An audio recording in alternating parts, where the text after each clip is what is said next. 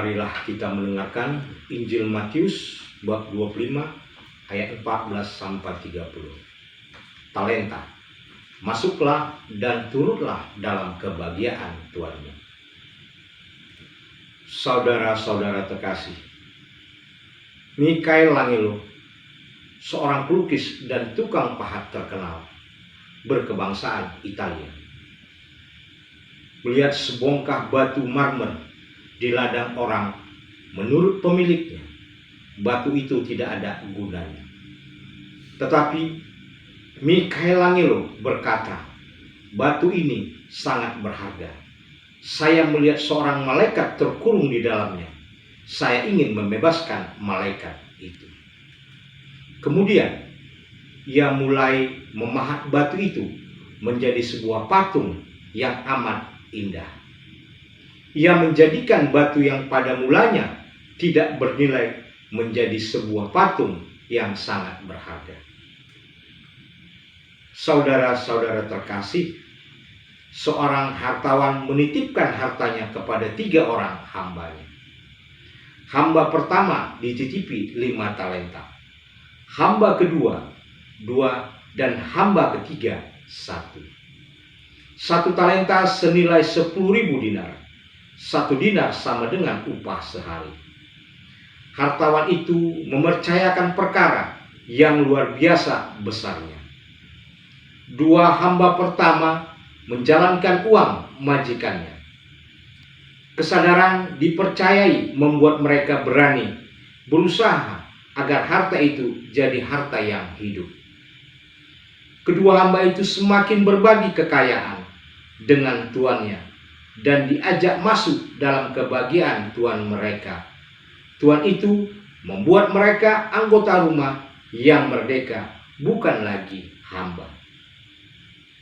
Hamba yang mendapat 1 talenta dan hanya mampu mengembalikan 1 talenta itu tidak lagi mendapat kepercayaan dan tidak menerima apa-apa. Dia tak diakui lagi sebagai hamba dan diusir dari rumah tuannya. Harta yang disembunyikan memang akan aman, tetapi tidak mendatangkan laba, modal mati. Hamba tidak kurang inisiatif. Ia malas dan ragu-ragu.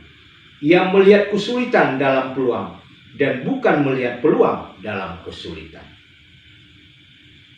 Saudara-saudara terkasih, seandainya ada rekan yang memberanikan hamba yang menerima 1 talenta itu agar lebih berani, alur kisahnya tentu akan lain. Orang demikian perlu dibesarkan hatinya. Sikap itu diharapkan dari kita yang merasa beruntung, seperti 2 hamba yang dipuji dan diajak berbagi kebahagiaan oleh Tuhan tadi. Nurani kita kiranya akan terkutuk untuk menolong mereka yang mengurung diri dalam pagar keputusasaan. Saudara-saudara yang terkasih, perumpamaan ini diceritakan Yesus sebelum kepergiannya ke tempat jauh dan lama.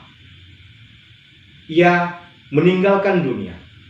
Setelah bangkit, ia naik ke surga. Dia sendirilah Tuhan yang akan berangkat itu.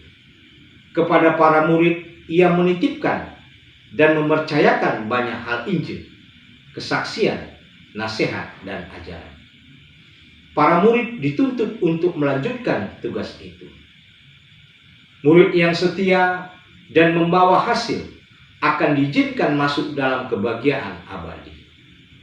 Talenta itu kini ada di pundak kita. Kita ditugasi untuk menggandakan talenta itu. Saudara-saudara yang terkasih, perumpamaan ini baru setengah jalan, sebatas kisah dalam Injil, dan belum selesai ditulis dalam kehidupan. Kitalah yang harus melanjutkannya sampai Anak Manusia datang kembali di akhir zaman. Dia ingin mendengar kelanjutan cerita tadi. Mudah-mudahan pada saat itu tidak ada yang hanya mengutarakan kembali cerita yang ada dalam Injil tanpa mendambakan kelanjutannya dalam hidupnya masing-masing. Orang seperti itu akan sama nasibnya dengan hamba yang mendapat 1 talenta tadi. Amin.